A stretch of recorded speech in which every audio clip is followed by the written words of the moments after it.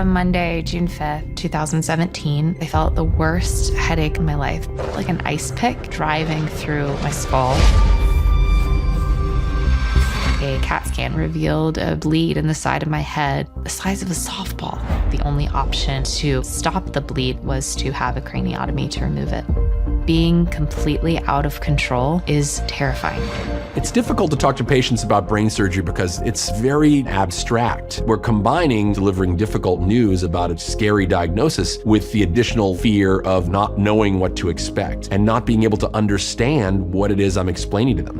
When we show them the model, when they fly inside their own brain, they can see the structures. They can see the tumor, they can see the aneurysm. This device creates an experience for the patient where nothing is unknown anymore. I'm not a doctor, so I couldn't understand what they were trying to tell me because I had never physically seen a craniotomy before. It's so hard to wrap your head around what they're about to do.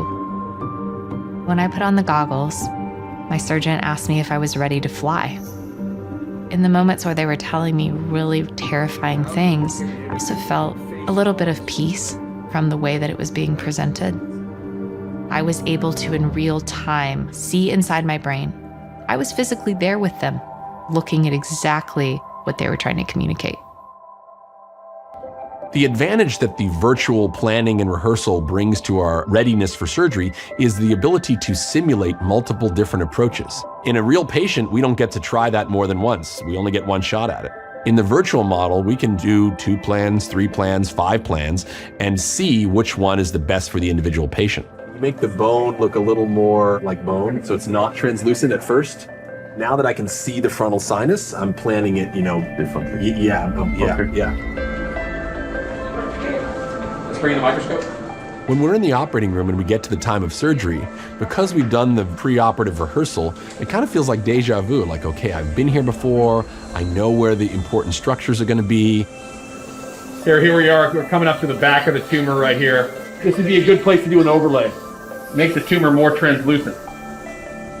I was at the hospital in the ICU for 10 days, and I had 2 angiograms, 2 MRIs, 2 CAT scans, and a craniotomy. I had a risk of having epileptic seizures for the rest of my life, not knowing that I'd ever be able to drive a car again, that I would ever be able to run again. But I would say the biggest testament to how everything went was the fact that I'm sitting here today. It was nothing short of a miracle. It made me more grateful for each and every moment that we have.